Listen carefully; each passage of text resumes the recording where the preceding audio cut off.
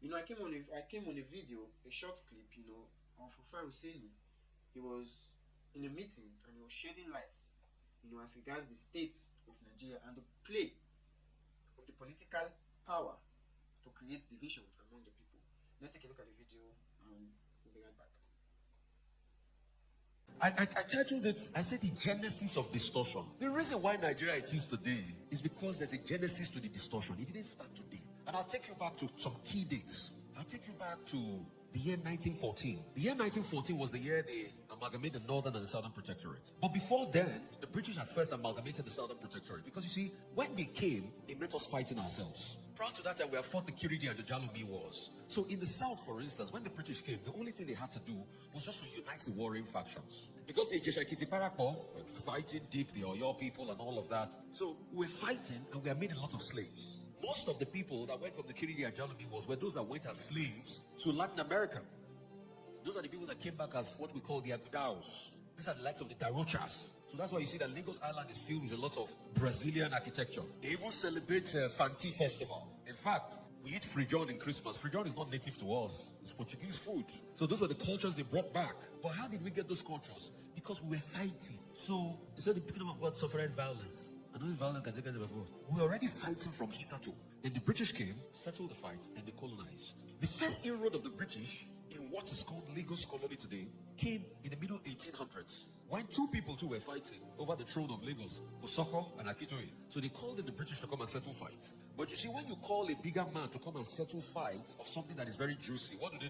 They take it from you. So when Akitoye went aboard a ship called the HMS Prometheus on the Lagos Marina here, and he said, go Torre, the British said, we don't know what you're talking about. Sign this edict and you will cede Lagos to us. So Lagos became a crown colony, and that's why in 1906 the first thing we did was the Southern Protectorate, the other fighting parts of the Yoruba parts, and Lagos colony. And that's why you see up till 1960, in fact when we gained independence in 1960, residents full born in Lagos had the chance to either choose a British passport or a Nigerian passport. But a lot of them opted for Nigerian passport. So after that amalgamation, they started to rule over us. So guess the things they started to do to us. The first thing they did was they distorted our mindset. That's the genesis of the distortion. So they told you that your black color was never good enough. How did they do it? Indoctrinations. At first, they told you have to go through an education system. And after the education system, they said your language was not good enough, so they taught you in English. Have you ever wondered that if we are taught mathematics in Igbo, there will have been more people with a sound understanding of mathematics than in English? So the first thing you have to do, you have to learn your colonizer's language. And when you learn your colonizer's language, they took away your identity on how to think. So they call your customs and traditions idolatry. And the last thing they did was that they set up a fight between you because they know if you are united, then there's going to be a problem. You remember the Tower of Babel? Even our God knew the importance of unity. So what did he do? He changed the language. So they set up a fight. And it's so easy. How would they do it? They have agents. Stir up ethnic strife. Yorubas will fight Hausa, Hausas will fight Igbos and all of that. And they fan the embers. And they constantly do it. So the first genesis of distortion was initial colonialism. And they continued. In fact, they did it up till 1959 when we had the first elections, the 12th of December. You know what they deliberately did? That election, we know who won the election, who had more votes. The NCNC had more votes. But originally, the British had planned that it was going to be a hung parliament. You know what they call a hung parliament? A hung parliament is when there's no clear winner in a parliamentary system. So you have to form a government of national unity. The British had known that it would be either the Yorubas and the Igbos, the Action Group, or the NCNC, and the MPC. The MPC was standard. So that was how they did it. And that was what happened. But they knew that was going to bring a very big problem. You had a boisterous Action Group in opposition. It was going to be a problem. And they knew it was not going to last. And they knew that it was going to open more fault lines that led to the war in 66. So have you ever wondered that it was just after 6 years after the first elections, then we had another elections in 64-65 that spanned into 64-65. So pretty much 6 years after the first election and 2-3 years after the second election, then we had a civil war that further deepened the fault line. So the first agent of distortion, and I'm sure we all know that it will take years for you to recover from such a strife like that. So they have set the tone for what becomes the war, and they are giving it to us as a bait, and we are taking it. So once we are taking it, once we have fought the first civil war and all of that, and when the civil war started, they were the ones that started selling their weapons. So afterwards, they had started the first genesis of distortion. They had caused hatred amongst us. The hatred means that we will never be able to come together. And please, that's why I say every wall of hatred you have for your brother, break it. Because if they can take our unity, they can take our strength. So once they cause that hatred, We couldn't come together again. And that's what we've been circling with. In the last election, our problem was not about tribe or religion, but they made it about tribe or religion in the end.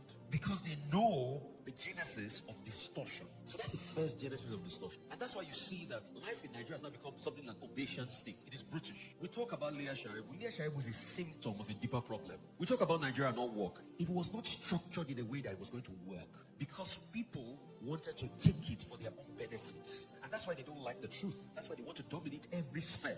They want to shut people down in the media when you try to rat them out.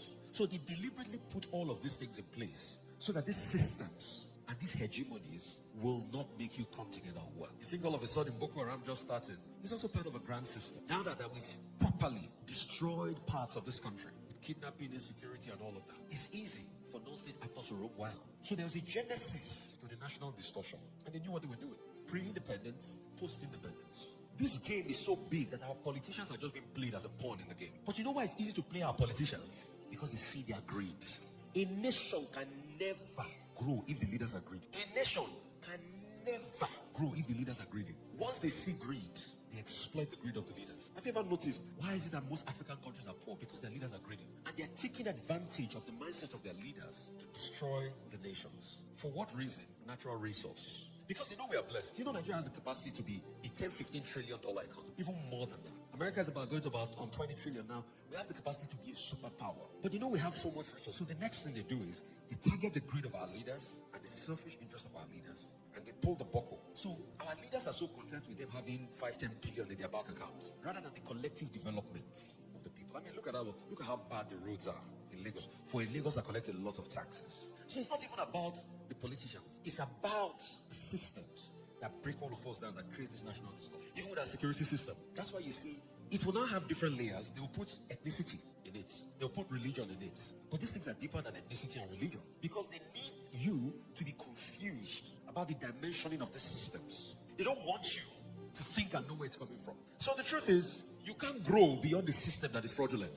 That's why you see the way we are today with the Naira. All of a sudden, the Naira, that used to be 1-to-1 with the dollar. Look at where it is today. It's 1,004 something. When they were defending the Naira and we kept on telling them there are no fundamentals, they thought I was joking. They said, oh, that boy is a stupid boy. Has the Naira not started rising again? For a country that is so much blessed with milk and honey and its currency cannot be stable, you will know to a large extent that it's because the leaders are not thinking right and they've been sucked in. So maybe sometime soon we'll defend the Naira even more and it will go back to square one again. But please do not think the Naira will go back to where it used to be before. I'm sorry. I'm in the church. I believe in hope and faith. But I'm a realist to the core. I'm not sabi deceive people. Oh. If you think it will be 1-to-1, be careful with what you think. Oh. Except we change the systems and the mindset that makes it difficult for us not to be able to produce as a country. Except we become a productive nation. Except we now start to tackle the genesis of this national distortion. We're not going to go anywhere. So insecurity you are seeing is a symptom. Have you ever wondered why growing up, the same army that used to be so powerful cannot get rid of bandits? So you think all of a sudden it just happened? It didn't just happen. You think the system just got destroyed like that? It didn't just start.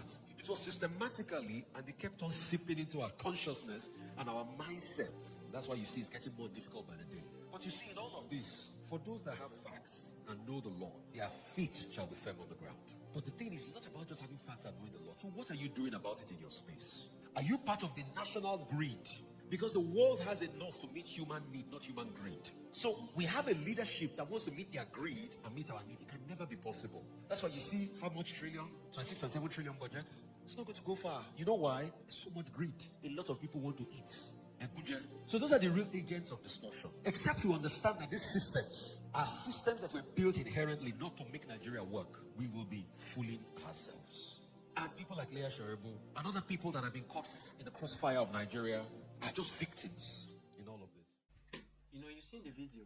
There's one key thing I picked out of that video, which is greed. And it made mention really see the greed in the African leader. They exploit the greed. And that has been the situation of Africa, where the leaders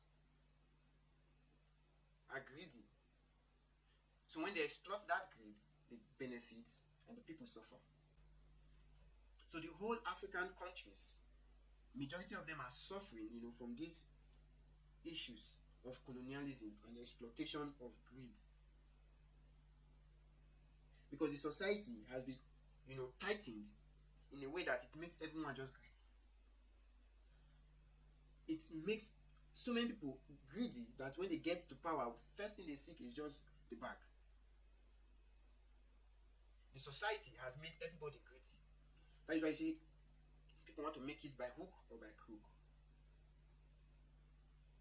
Because why? The government is not making sacrifices for the people, and they become irrational, violent, and aggressive. And when greed comes in, they examine you and see your greed level with their greed thermometer, and then they welcome you on board. Greed continues, which is why the new definition of democracy, especially in Nigeria, is government of the greed, for the greed, and by the greed. So it is only when they see you are greedy, then they welcome you on board. And that's my case.